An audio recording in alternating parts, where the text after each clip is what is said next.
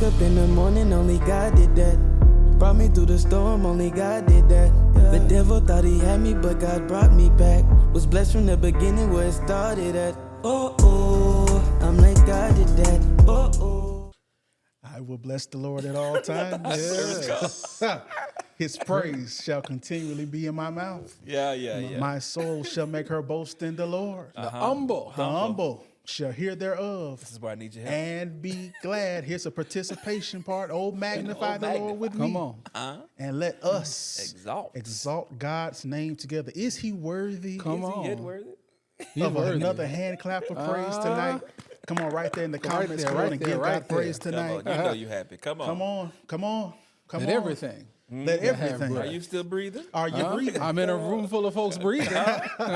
Listen, I know you're looking at us and trying to figure out why we are In our vestments. vested up tonight. Listen, we figured we ought not come to the house of God and not dress like it sometimes. Yeah. And the reality is that there are many traditions in the course of our, across the world.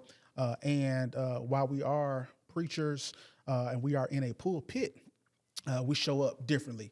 So you've seen us over the course of the season show up in a suit. Because sometimes we just show up suited. Sometimes we show up casual, but there are seasons where you may have to show up fully vested. For example, Pastor Josh was just installed recently, and so that was a time where we had to be fully vested. Nevertheless, I feel something bubbling in my spirit tonight. I'm mindful of my lineage of the Antioch Missionary Baptist Church, where they still, my grandfather still lines hymns. Yes. And so tonight I felt something bubbling. Maybe it was the robe. I think it was. Maybe it was the garment of praise. But let me see if I can. Father. Oh my! Wait a minute. It's taking me back. Stretch. You're not gonna speak it first. Okay. My hands to thee.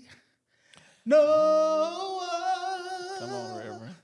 The help I know. Yeah. If thou wilt withdraw myself from thee, oh, where the shall I go? Yeah. What did my only There it son is. do Let's wait before I drew my breath? What did thine only son endure before Come on, Doc. I drew my breath? What pain? What pain? What a pain, what a pain. Lord, what labor to secure my soul from endless breath. Let the church say yes. We'll be here all night. We'll be here all night. That's what you got to Yes! give us the It's high. It's high. Oh yeah. Yes. Come on. Yes. Yeah. Yeah. I wish I had an organ right now. I would tell them to go to the 4. But we're not going to do that because we'll never make it to the conversation. Thank you, Lord. Come on, say yes, Lord. Come on, say yes, Lord. My soul says yes. Come on, say yes, Lord. Yes, Lord. Come on, church. right there. Come on, Get yes, in the Lord, room. church. Says yes. We really doing this for Josh because he don't get to do this sometimes. I don't. Yes. Yeah. I started Pentecostal before I became Presbyterian. How about and so Shia? it's still there. Ooh, listen, we're really here to talk tonight, but we could sing all night and have worship. But tonight we want to wrestle with maybe everyone's favorite topic. If you are a preacher, associate, if you go to church, it's preaching. Yeah. We're gonna wrestle with some preaching tonight. And it's particularly preaching as an associate. The reality is that if you've got a call to ministry, that call was typically birthed because of this call to preach. And the reality is, if you are an associate, you may feel frustrated sometimes. You may feel as if you're burdened. You've got something in your belly.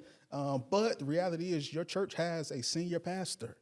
And so you've got to figure out how to navigate these seasons, how to navigate this call that you have when you may not be called upon a lot. There's a math.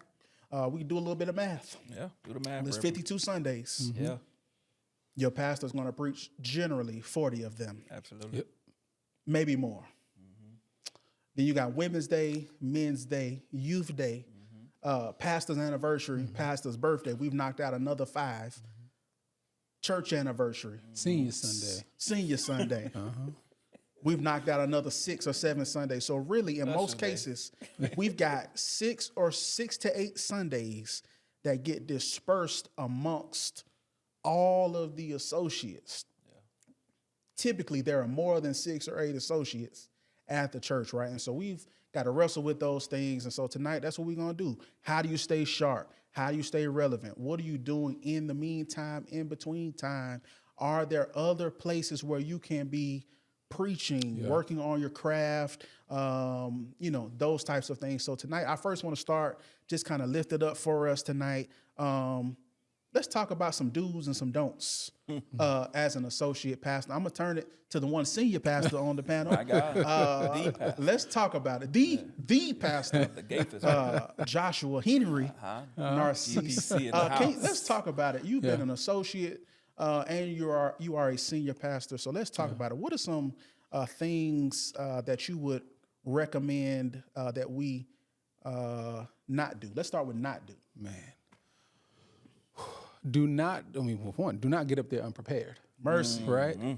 You know, Mercy. I believe it was James Cone, or at least I'm going to attribute it to James Cone in a lecture he once gave, said, if God doesn't meet you in the preparation, don't expect God to meet you in the proclamation. My God. Right? You should have already spent so much time in the text and with God in your preparation. And by the time you get up there to say what thus saith the Lord, you and God already riding, right? And so you get up there prepared. And sometimes you are not going to have, as we've spoken about before, you're not going to have a week, 2 weeks, 3 weeks heads up. You might get 2 days before. Yeah. And so you want to stay prepared and have a word that you have been cultivating so that when you are called on as an associate, you can make sure that you are doing that and you can honor that moment well, right?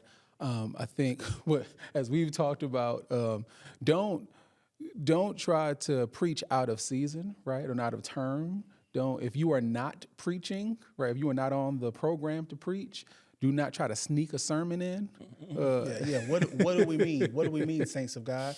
Somebody asked you to come and do the altar prayer. That's not the time to sneak in that sermon outline that you've been bubbling up in your quiet time.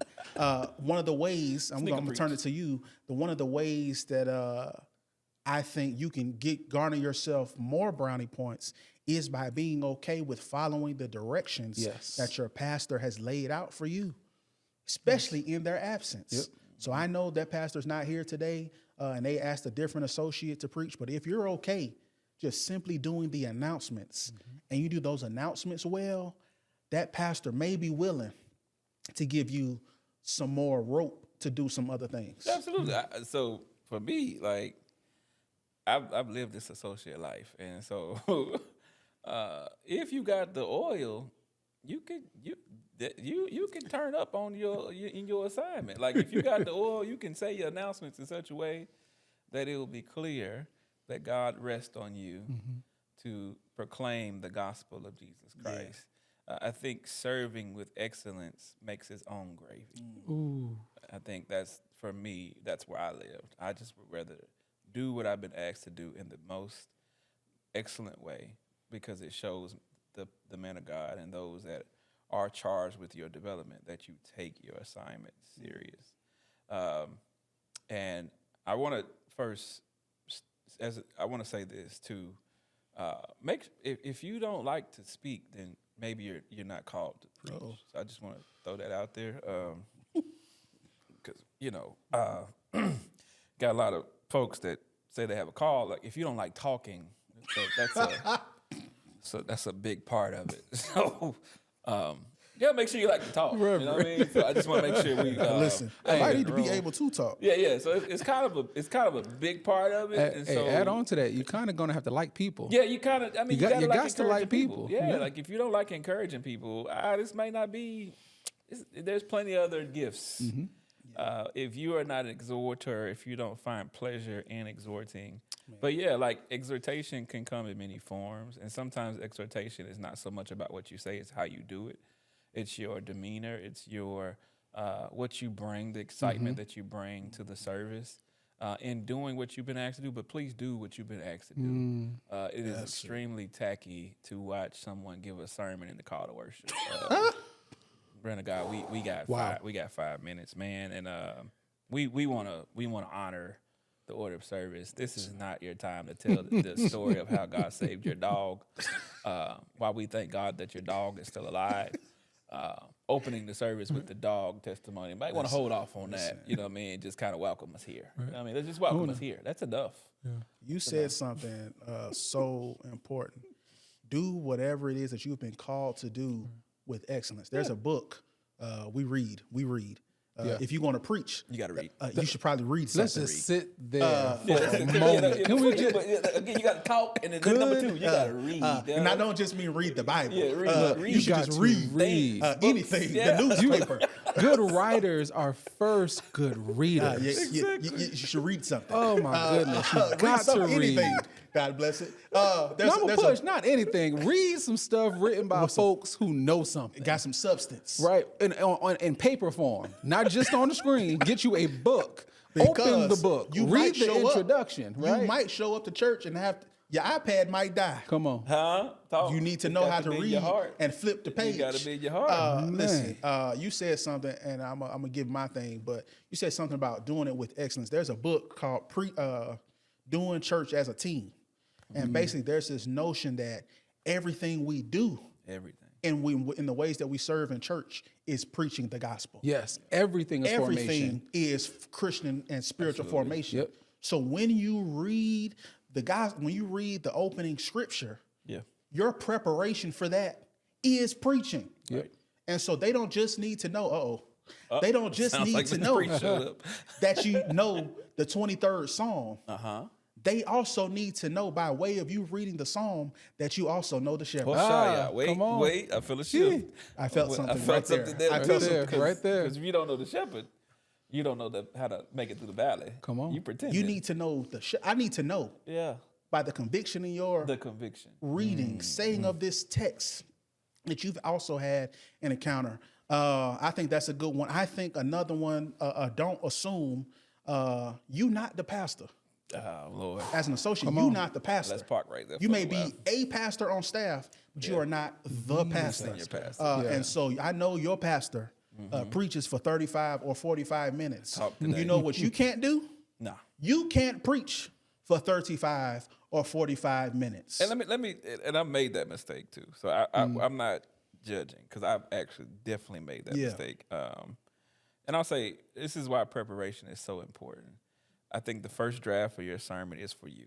And if you give yourself enough time in preparation, you can filter the sermon down and take the fluff out of the sermon so it is as concise, as simple as possible. But if you're rushing, you're going to rush into the sermon, and then you're going to feel like you have to make up for the things that you didn't wrestle with enough in your private time. Because I can tell when a proclaimer is prepared, because they're concise. You know what I mean? Their conviction is clear. You're going to there's another crack at this at some point. I made that mistake too. Especially early on, the reps are sparse. Oh my gosh. So you think you got to get everything out on this one. Yeah, man. That part. You got to get it all out today. And listen, I done showed up here on my third sermon with 6 points. Listen, we've been here all day. Why do we have 6 points? We've been here all day. But you got to be mindful that, this not your show. Man. Yeah. So listen, you want to get invited back? You want your pastor to let you back up? You want to get good grace with the people? I'll have to call it 25 minutes. Get them out early. Yes. When the senior pastor is away, they gonna love that because they really want him or her to be there. But since you got them to brunch before everybody else got out of church, listen, You all right with listen, them? Pastor, That's like you can let him back on up there because he got us out early. Give them the best concentrated energy drink that you can give them, Doc. I mean, that should take the pressure off a little bit. But That's it. I mean, I think, you talk about reps, right? Especially when you are early in your preaching ministry, sometimes don't seek out, right, the bigger platforms, right? It has been one of the things that blessed me, right? And is that when I was in Memphis, right, I was working both nonprofit and a church setting. At the nonprofit, we had a chapel. Justin has been there and blessed the folks today. I mean, the chapel, we bringing in a max 15 people a week, right? Most weeks it's a solid 5, 6. Blessed children of God who I adore. I still talk to some of my chapel ladies, but it gave me the space to work some things out, right? And so if you are looking for a place where you can get some reps, look for those smaller platforms, right? It might be a church, a small church in your city that's looking for a pastor, is in between pastors and needs someone to do pulpit supply. It could be a nursing home, right? Or some sort of healthcare facility that needs someone to run their chapel. Look for those smaller places where you can develop your voice without just being blunt about it, without doing too much harm, right? Because the simple fact of the matter is you are going to mess up. You are going to make some mistakes. You are going to inadvertently do some harm and bleed all over the people in some of those earlier. You gonna bomb. You gonna bomb. You gonna flunk. yeah.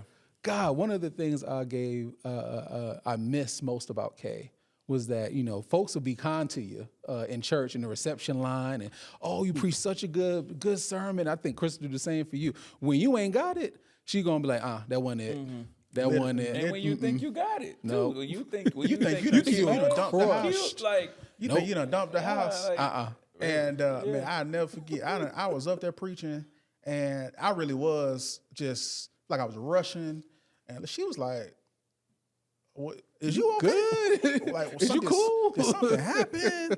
Like, what was going on with you today? You know what I'm saying? And you need that, right? Yeah. Like, I have a mom and an auntie who are always like, slow down. You know what I'm saying? And I have a naturally quicker cadence, but I'm also mindful that sometimes you can't run past certain things, right? So you just said, one of your dues, right? So be mindful of, there are some other spaces where you can get the reps, not necessarily in the form of a Sunday morning sermon, but so that you can get into the art of reading something, exegeting that text, get you a quick little point that you can share with somebody, and to what you say, know how you talk. Yeah. We don't know our voice when we first start preaching. You don't know how you sound. You don't like the sound of your voice more often than not. You got to get used to hearing yourself talk for 12 minutes, 15 minutes, 18 minutes. What's one of your dues? Yeah, like there's this congregation that lets you practice a whole lot. That I joined. They let you practice all the time. I don't know if you've heard of it. Mirror Baptist. Yeah. Mercy. Yeah. Mercy. Mirror Baptist Church of God Presbyterian. It's a good, I heard they got good ministry over there. They got great music. They let you sing too. They do. Yeah, They do. And, Solos all the time. The shower stand is pretty dope. They let you get in the shower and sing. I'm making light of it, but no, Mirror was, for me, it was the Mirror. I mean, posture. I think when I was going through training, ministerial training, was you don't want your posture and your diction to be a distraction to the proclamation of the good news. And your clothes, man. Yeah, and even now, with your clothes, you can find your own key with hoop triggers. No, I was talking about your clothes, your physical clothes. Clothing. Your clothes in the sermon. No, your clothing. In the back, in the black church, and if you are going to round third and find a key, find the key before you get to service. Have a conversation and more with your honestly, musician. right? Don't be so focused on your clothes that you're not giving Mercy. folks the content. You got to earn your clothes. You got to earn it. Don't be up there just trying to You rush are to holler, not, right? Let's slow down. You are not entitled to a hoop or a clothes. You are not entitled to that. That is a chef's kiss gravy, if it makes sense. Because I have definitely made the mistake of forcing a close. You got icing but no cake. Yeah, I forced a close on many of good. You got gravy but no mashed Right, potatoes. Help us. It was too rich. It was just like you walk away like you had, how you have some cake and it's like it's just too rich. I think when we force like celebrations, and you should celebrate in every sermon, but when you force like the certain types of celebrations in the wrong context, it can be like having too rich of a cake. You had great cake, but it was just sometimes it could be too rich, and sometimes I've seen a no close sermon wreck a place, right? Like, but it was authentic. And that's what made it. That's what made it so appeasing. Is that there was no try. Now, let me say this, and I'm gonna give it to you. Authenticity matters. If you are 24 watching us, you do not have to preach like a 70-year-old. Okay, I know the temptation is there. And that could be more palatable for you, but man of God, release yourself from Get free. hopping generations. And, you don't have to talk like a 80-year-old. Yeah. You don't have to talk. Let me also deal with this. This is going. Y'all know me. If you are not a liberation preacher, you don't have to preach like Martin. You don't have to do it. You really don't have to.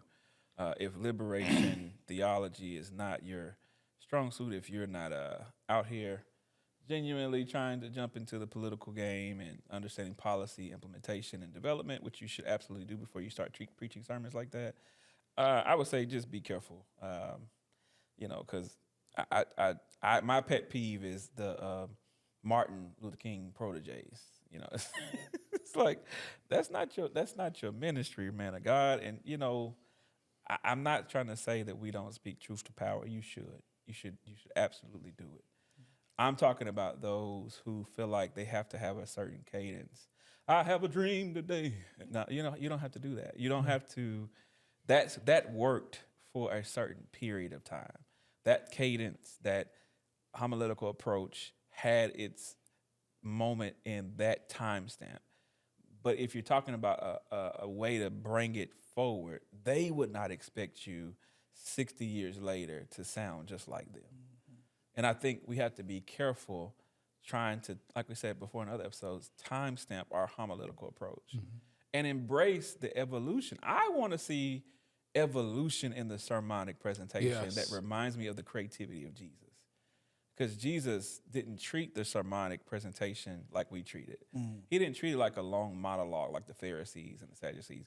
He treated it as an artist painting a picture of imagery that jumped into your living room and used the everyday things that you do to lift up complex biblical and theological principles, but brought it down in such a way for those that chose to listen that it changed your life forever. I want us to stop being comfortable in our homiletic approach and start being more curious in our homiletical approach. Man. Yeah, that's so good. I think you can't, you got to be mindful of what you preach as an associate. You got to be mindful of what you preach. There are some sermons you should not preach. Oh, goodness. My goodness. As the associate. So we should probably stay away from doctrinal issues. We should probably stay away from issues of certain theological You're being too nice. concepts. Let's not argue with the members in the pulpit, okay? Like, let's not bring the conflict that you were having with Deacon Tree Mercy in the parking lot. This is not I know your time. I know they got mad at you Yeah, at the this business is- meeting, but this ain't the time is not as the time. associate to do No, that. And I think, but you should be mindful of your own lived experience. That part. Yes. You cannot preach what you not don't lived. believe. Yes, Come sir. on. You cannot preach what you have not lived. And so I'm lead anyone I anywhere get a you little haven't gone yet. frustrated sometimes.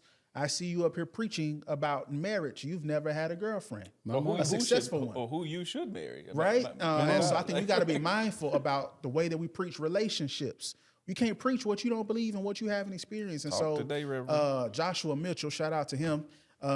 He did a cohort last summer, but he talks about this. Every preacher typically only preaches 3 sermons. Yep. So if you think about the sermons that you preach, you're typically preaching 3 sermons with just a bunch of different scriptures. So if you think about the sermons you preach, you probably might be a faith preacher. I see you. Yeah. Yep. So all of your sermons So your sermons may be segmented to faith. You may have a bunch of sermons that segment about prayer, and you may have another segment about praise, right?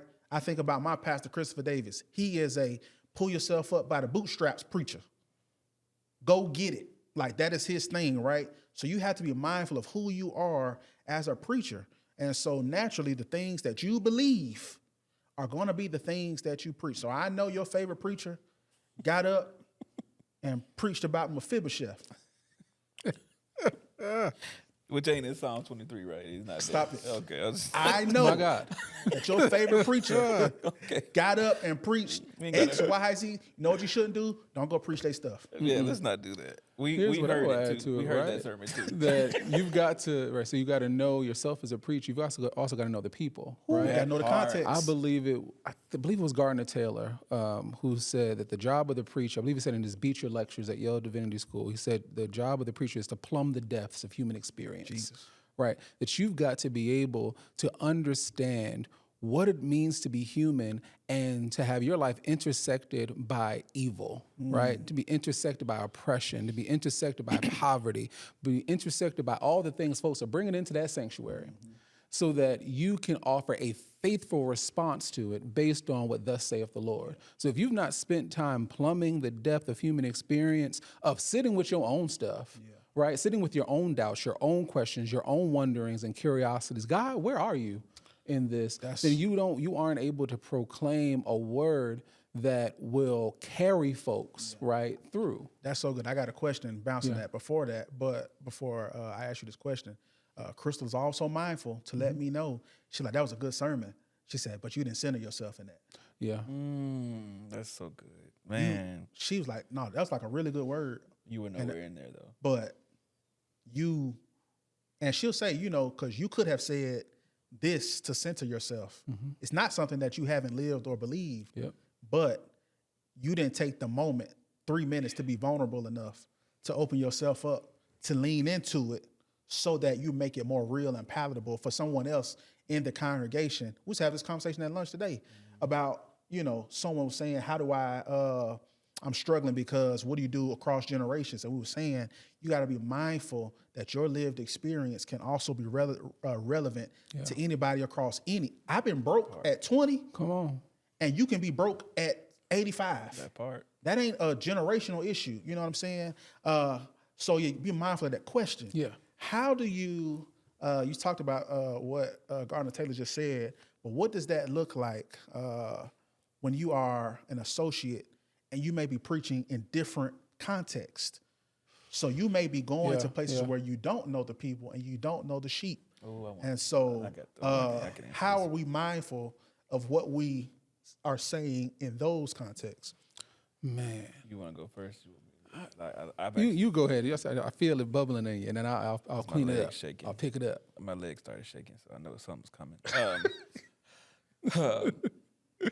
I'm gonna say this, and it may sound simple, but it's so true. I get having a road sermon. I understand. I understand the complexity of having to always draft, but there is a prophetic responsibility in our homiletical reproach. And when I say prophetic, I mean there is some level of tailoring that I believe that God calls us to do to prophetically weave it into the context of who we're talking to. Mm-hmm.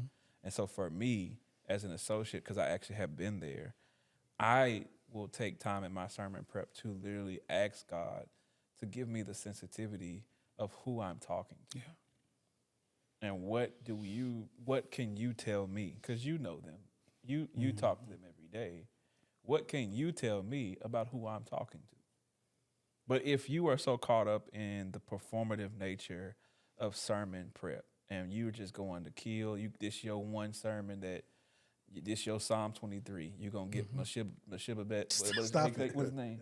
Stop. How you say it? Stop. Mephibosheth. Mephibosheth, you're going to pick him up, even though, you're going to pick him up and, you're going to talk about, this is what if you're so caught up in that, I've actually seen people bomb predetermined sermons because they have predetermined the shouts. You're saying something. And the shouts are not contextually what Come would on. shout. The That people church don't even they shout. They don't shout, but and they may shout here, but they may shout. But you are expecting them to shout on what the church you were at before shouts on. And their situation here could be completely different. So what is symbolic and what hits them and pierces them is probably going to be different from what pierces the other people. But if you are pre-planning your celebration, because this is your one, when you say, how you say his name? Stop. Mephibosheth. When you say Mephibosheth, if you playing, I'm going to say that, and I'm going to pause, and nobody gets with you, now you insecure. Listen, because we've all been there. We've all been there. But I think you highlight something. So you talked about preparation. Uh-huh. But what you're highlighting is another word that ends in ION. Mm-hmm. Sanctification. Sanctification, yes. You're going to have some conversations Yes. about with God. It's and his God's mail. going to have to reveal some things. Yes.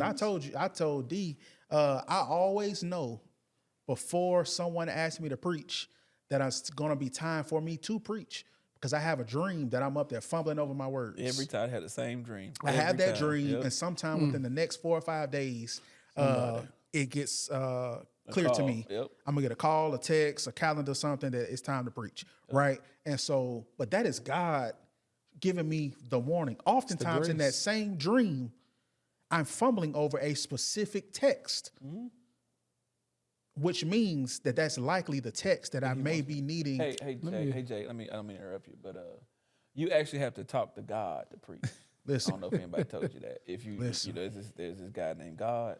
And you gotta Big G. Let me Big harp Jesus. though. Let me harp you gotta though. actually talk to You him. got to talk to God, and let's bring it back. You got to read. Yeah. Okay, and so I want to bring back we full circle. just a few, We don't wanna be too deep tonight. resources. We don't wanna be too Listen. deep. A few resources that have helped and me. because you're gonna miss some stuff. I was at the gym, true story, and my partner was saying, he was like, "You preached Sunday?" I said, "Yeah, I preached." He said, "How was?" I said, "It was good." Yada yada yada yada yada. And so there was another guy, I could hear him ear hustling the conversation, and so he was like, "So when you preach, how long you preach?" I said, "Well, I might preach, 25 minutes." And some things. I'm mindful of that because of our context. Our pastor was about 35. I'm going to try to land the plane between 25 and 27 at this point. I've been there a little while, so I have increased from 18 to 20 to around 25 to 27. That's just kind of where I land. I know my manuscript, yada, yada, yada. He was like, well, I don't do that. I just preach whatever the Lord gives me. And I said, well, let me roll my sleeves no. up. Ooh, I said, well, let me I said, well, please, I'm so glad you did this. I'm so glad. I said, I'm so glad. I said, the Lord doesn't just speak based on inspiration. The Lord, it's that word again, speaks in preparation. Come on. Talk And reverend. so in my preparation and my manuscript, Yes. the Lord has spoken to me, and what you talked about, what was once this long document has now been cut down, crafted, and even in the middle of the sermon, I'm still cutting stuff or adding stuff. Yep. You know what I'm saying? And so you've got to be mindful and leave that space because God didn't just talk when he called you. God should still be talking each day, every day that you're in the preparation stage. So when I first go to writing on the manuscript, we ain't even talked about the preparation process yet. But when I go to writing, Lord, help me. I need you. Put this together. Right. It's your baby. Lord, I don't know if this transition is the right transition. Lord, should the illustration go here? Is this the right illustration? Lord, how do you want me to wrap this up? You know, God went quiet Before on me you one get time. to meddling, God 'cause went I want to hear quiet on me this. one time. He said he waited on me to stop performing, and then he spoke. He said, "I said, where are you? I had to preach. I said, God, I haven't heard you. Like, why are you so quiet?" He said, "I was waiting on you to stop preparing to perform." Jesus Christ. Go ahead. I just want to offer a few resources to the folk, a well to go to, things that help me. Help. If you are a young preacher, one, again, remember we are talking about reading, right? Gotta read. And so you get yourself a copy of Thomas Long's The Witness of Preaching. It will bless you. It will bless you. Get you, invest in if you can. We both, I think you got a copy also, a set of Robert Alter's The Hebrew Bible. Doc is a Hebrew scholar, spent decades. You should probably tell some people what the Hebrew Bible is. Sorry, the Hebrew Bible, we call it the Old Testament, right? The first half of the Bible. What's the New Testament in? Is that in the Hebrew as well? Or is that a different? But the Hebrew Bible is a wonderful text. So you can walk through it and see some of the decisions he made in translation that can help you in your sermon prep. I'm going to shout out a YouTube channel of someone that we've all been formed by in different ways. But over Frank Anthony Thomas. I was waiting to Oh say my it. gosh. Yeah. I never had a Preaching a chance to sit dangerous under sign. him in ministry, but his YouTube videos and interviews with some of the greats in preaching, I listened to them as I was in seminary and the way that they shaped how I did sermon prep. And so go find those videos. Let me tag you. I'm going to mess up the name of the book because I wasn't thinking about it. But because you also preach to women, Yes. you should probably have some commentaries written by some women. A Woman is Mid-Rash. Yes. You should probably have that one. Sir. A woman's lectionary for the whole year. You Will should Gaffney, probably have yes. Judy Fentress Williams. Oh, my gosh, You yes. should probably go get her books. Listen, you ain't just preaching to a bunch of men in a heteronormative society, sir, right? talk, sir. You should Using be your preaching words, Reverend. some of the text from the lens of a womanist perspective. And so you need to be pulling in these resources as well, because it's going to also highlight the importance of some of these texts, not just from the original perspective, but from the perspective of those who are often unnamed and othered in society, the black women. You should also get the 66 books in the Bible. There's a 66. Read them. Yeah, you should read Gotta read. 39 and 27. You might want to You gotta read. But there's this book, I got to shout him out because it changed my life. Made it simple because I struggle with I love outlines and I love weaving I love formulas too. I love kind of what I'm preparing. And one person that gave me a great understanding of how to prepare in that systematic way was Dr. Aaron Chapman's Call to Preach Now What. That book, he has a workbook with it too. It literally breaks it down. And here's the barometer of a good book. If you see common names in the bibliography of a book that you've seen in others, it's a good indicator that person may know what they're talking about. Listen. So if you see no bibliography, put the book back on the shelf. Here's the last thing I want to offer. I know we got to go. Get out of your own way. Man. Here's the truth that I live by that keeps me from going off the edge sometimes. When I feel like, I think Reggie Sharp said, when I feel like I got some wrinkles in the sermon that I haven't gotten wrinkled out, the Spirit of God, right? There are 3 sermons that are preached. There's a sermon that you write, the sermon that you preach, and the sermon that the folks hear. And somewhere between your preaching and the folks receiving it, the Spirit of God gets to work and does what you cannot do. And so get out of your own way.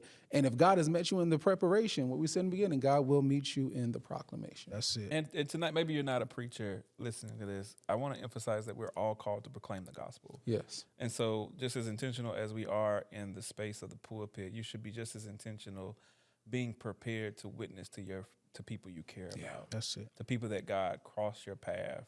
I am leery of this church where people go to church all week long and can't tell people how to be saved. Can't have a conversation with an atheist. Can't stand firm on their convictions without being converted. Can't tell Hebrew Israelites that's not quite how you read that. I'm leery of we have to everybody should have a level of intentionality. I think it's 1 Peter 3 says, always be prepared to give an answer. And defending the hope of your salvation. You need to really always be prepared. So even if you're not a preacher, listen to this. I would encourage everybody to have an intentionality to be clear about your conviction. One thing you talked about last week, I think I want to lift up here, is everybody should be prepared to have their own statement of faith. That's it. Yeah. To confirm that they are serious and understand what they're serious about. And if you're listening tonight and you are struggling with that may be an indicator the Holy Spirit is pricking your heart to tighten up your understanding of what you say you believe. Right? Yeah. No, that's so good. I know we could be here all night. Man. This is what we do. Literally, we sit around and we talk about preaching. But as I think about a take-home truth, I think about when I first started seminary, Dr. Frank A. Thomas comes back to Memphis to do the Barbara Holmes lectures. And he tells a story about when he went off to seminary. Great ancestor. And he goes to seminary. All of his friends and classmates are getting preaching engagements. He's a straight A student. He's frustrated about why no one's inviting him to preach. He goes to meet with his dean, and he asks the question, or his advisor. He says, "Hey, what's up? I got good grades. I'm a great student. Y'all telling me everything is good. Why is no one inviting me to preach?" And the man looked at him and said, "A call to preach is a call to prepare." Come on. And so we have to be okay with the fact that maybe if invitations are not coming, it may be that I am not yet prepared for the stages and the pulpits that God is preparing me and equipping me for.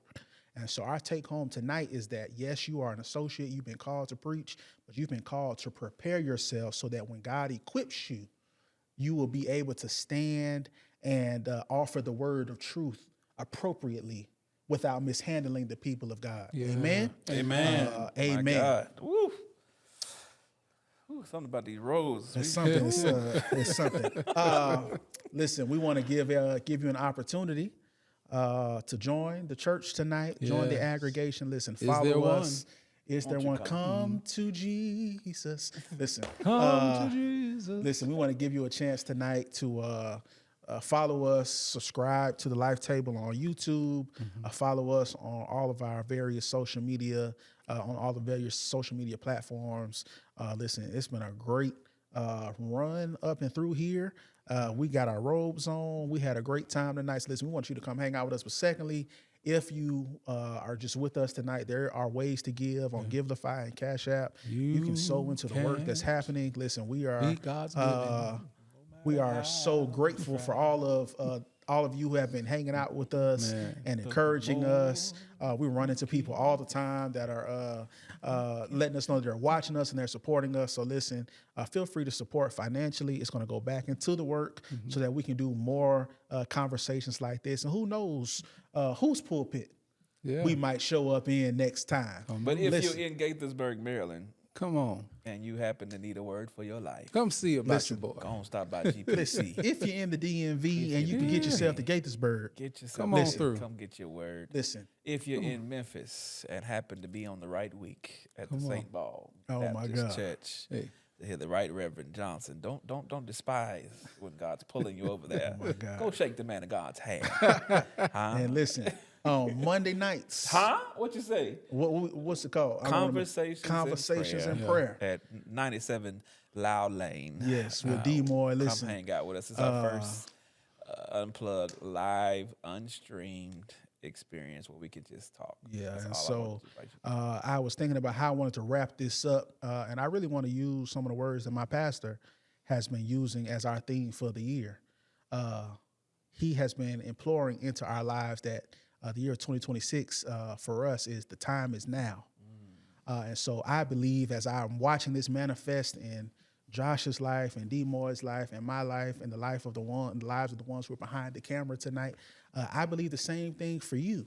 So I speak over your lives that the time is now. God is about to open up some windows that no man can shut. Yeah. And so we speak that over your life tonight. We Jesus' believe name. that by faith. And so we believe that God opens windows and not doors because windows are bigger than doors. So we believe that as we send you on your way, that God would open up some about to windows run. for you. Until we meet again, we pray that God's best blessings over your life. In Jesus' name, amen. Go in peace. Go in peace, beloved. Wake up in the morning, only God did that. Brought me through the storm, only God did that.